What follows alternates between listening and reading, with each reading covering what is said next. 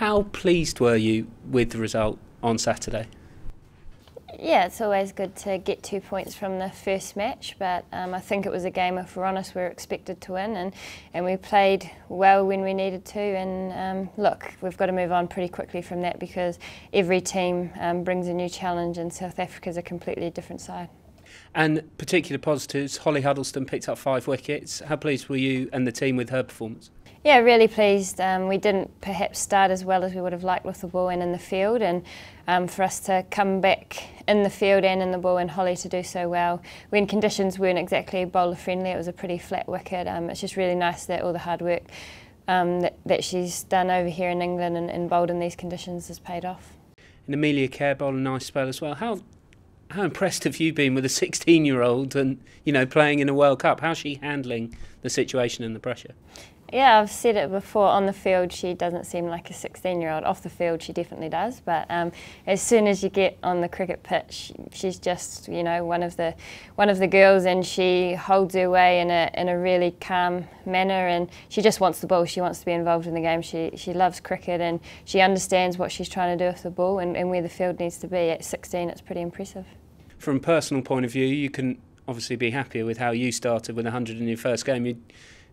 Were you personally just happy with your performance and looking ahead to this game?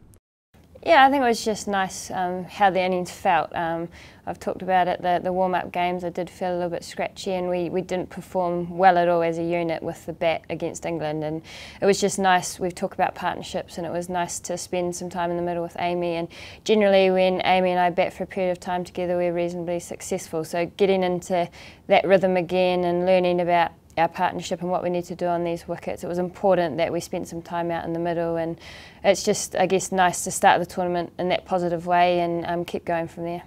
And a personal milestone for you tomorrow, 100 ODIs. What does that mean to you? How, you know, is that as a personal achievement?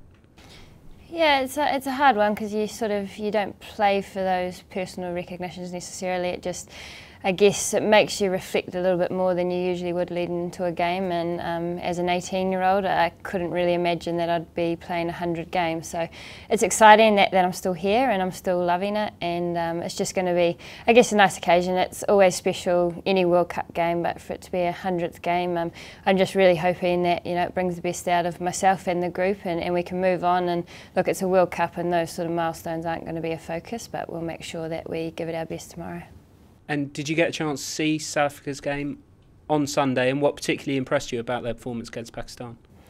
Yeah, I didn't see the entire game, but when it got close near the end, I put it on for a bit of entertainment. And look, it was the way they finished the game in the end under a little bit of pressure was, I'm sure they were really pleased, and it just shows that, you know, they got off to a great start, and in this tournament there has been really high opening wicket stands, and then through the middle there's been the potential to squeeze a little bit and take wickets. So look, we've played them a lot in the last 12 months, so there's not too much of the unknown. It's just making sure that, you know, we look at the video and that we plan and we execute that, because at the end of the day we can have all the plans in the world to a team we know reasonably well, but if we don't execute, it's not going to work.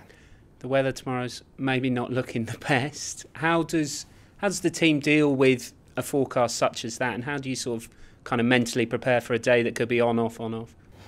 Yeah, well, fortunately we've just had John Wright, who's an ex-New Zealand coach, in the change room telling us to never, I guess, take the weather over here as granted, and it's a bit like New Zealand. At home you have a forecast and the rain may be on and off, but you've got to turn up ready to play, and we'll take it no differently tomorrow. You can't control what happens, and I've played over here in county cricket where it said it's going to rain all day and we've got the full 100 overs in, so we just turn up, be ready to go when we can, and not get too, I guess, stressed about, you know, what happens if it does rain. That's fantastic. Thank you.